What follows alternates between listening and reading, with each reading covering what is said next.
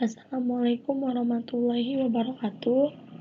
Saya Reni Silvia Nasution dengan NIM 0305 182141. Saya dari kelas Pendidikan Matematika 2. Baiklah, di sini saya akan menjelaskan tentang pengantar integral Riemann partisi dan tanda partisi teorema 7.1.1 dan 7.1.2. 7.1.1 Definisi. Sebuah fungsi f di mana a, b dipetakan terhadap R disebut integral Riemann pada a, b jika terdapat bilangan L elemen R di mana untuk setiap epsilon lebih besar 0 terdapat delta epsilon lebih besar 0, di mana jika P adalah tanda partisi dari A, B dengan nilai norma P lebih kecil delta epsilon. Maka nilai mutlak S F di mana P dikurang L lebih kecil epsilon.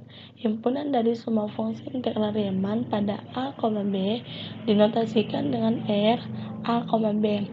Catatan: kadang dikatakan bahwa integral L adalah limit dari jumlah Riemann S F dengan P sebagai nilai norma P dipetakan terhadap 0. Bagaimanapun karena S dikali F dengan P bukan fungsi dari nilai norma P. Limit ini bukan seperti yang kita pelajari sebelumnya.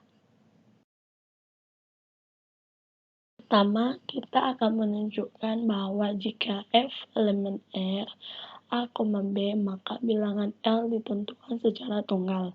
Ini kemudian disebut integral Riemann dari F terhadap A, B.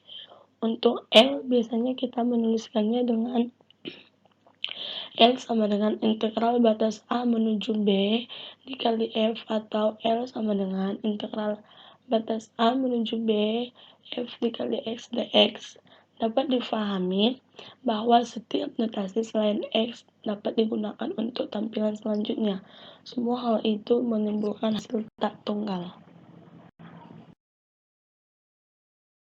Baiklah, yang selanjutnya yaitu 7.1.2 teorema. Jika F elemen R, A, B, maka jumlah dari integral Riemann dapat dihasilkan secara tunggal.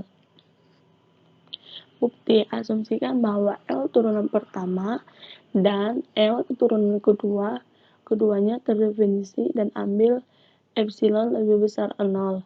Maka terdapat delta turunan pertama epsilon per 2 lebih besar 0, di mana jika P1 adalah tanda partisi dengan nilai normal P lebih kecil delta turunan delta pertama epsilon per 2, maka nilai mutlak S dikali F dengan P1 dikurang L turunan pertama lebih kecil epsilon per 2. Juga terdapat delta turunan kedua epsilon per 2 lebih besar 0, di mana jika P2 adalah tanda partisi dengan nilai norma P lebih kecil turunan delta kedua, maka nilai mutlak S dikali F dengan P2 dikurang L turunan kedua lebih kecil epsilon per 2.